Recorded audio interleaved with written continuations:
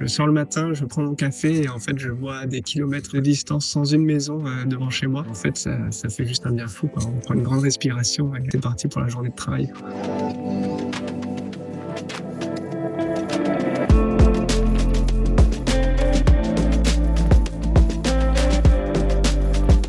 Je m'appelle Grégoire, je suis freelance depuis 2018 en product management. En fait, j'ai commencé ma carrière chez Ubisoft à Montréal.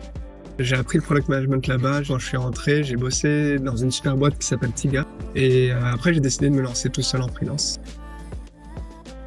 J'avais fait une grosse mission à la Défense et en fait on sortait pas de la journée du bâtiment et c'était trop dur pour moi. Alors que là, si j'ai bien bossé, si j'en ai un peu marre, je sors dehors, je vais faire un petit run et en vrai ça change tout.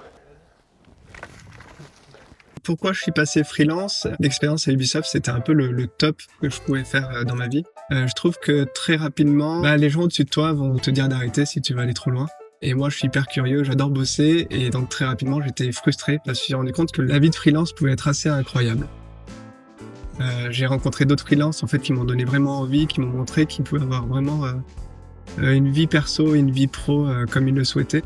Crème de la crème, c'est une plateforme qui te permet d'avoir tes missions sans vraiment trop te poser de questions. Moi, ce que je voulais en me lancer en freelance, c'est vraiment pas me prendre la tête et je me rendais compte que ça pouvait vite être très compliqué de trouver les missions.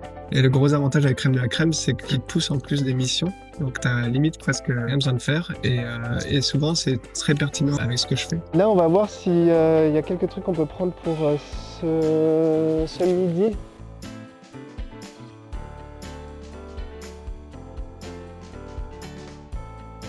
Je fais beaucoup de trucs quand je travaille pas. Je lis beaucoup. J'adore apprendre plein de trucs. Je fais pas mal de sport.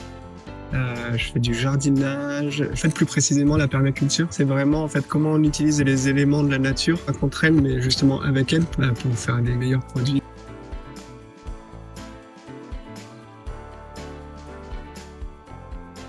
Et du coup, là, on va à Paris rejoindre ma petite équipe de coworkers. Et j'avais une étude qui m'avait beaucoup plu du prix Nobel d'économie, qui avait essayé de corréler le bonheur à l'argent qu'on gagnait. L'argent rend heureux jusqu'à 70 000 $. Et après, en fait, c'est plus que du stress et des problèmes en plus. Et j'ai trouvé ça hyper intéressant. Et en plus, le seuil en France, c'était 70 000 €. Et je me suis dit, OK, je vais faire freelance jusqu'à 70 000 € par an. Et après, en fait, tout le reste du temps, ce sera que du temps bonus, ce sera du temps libre. Du coup, on s'est installé full-time à la campagne. Je pense qu'on a réussi à sauter le pas parce qu'on est seulement à 1h20 de Paris. On est en plein milieu de la campagne, on n'est pas dans un village, il n'y a personne autour de nous, il n'y a que des animaux. Donc c'est hyper calme. Mais quand j'en ai marre, en fait, je prends le train et on part à Paris. Et du coup, je vais voir mes amis, je fais des sessions de coworking là-bas. Pour moi, c'est vraiment le rythme idéal, quoi.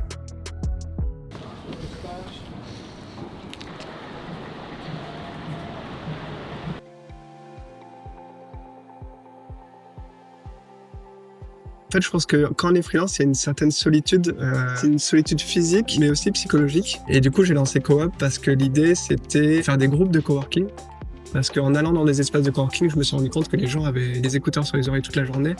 Et qu'en fait, tu passais ta journée en coworking entouré de gens, mais quand tu rentrais chez toi le soir, tu étais encore plus seul. Et du coup, je me suis dit, en fait, je vais louer des apparts, je vais faire des sessions de coworking, je vais inviter ces gens que je suis sur LinkedIn.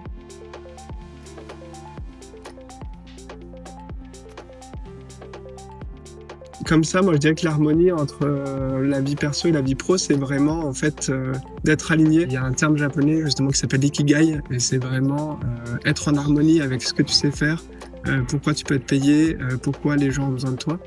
Et du coup, je trouve quand on est freelance, c'est vraiment essayer de trouver qu'est-ce qui te plaît trop dans la vie et donc est-ce que tu peux monétiser ça. Parce que j'ai jamais été aussi serein, j'ai jamais été aussi épanoui et donc je pense que j'ai vraiment trouvé une harmonie. Ouais.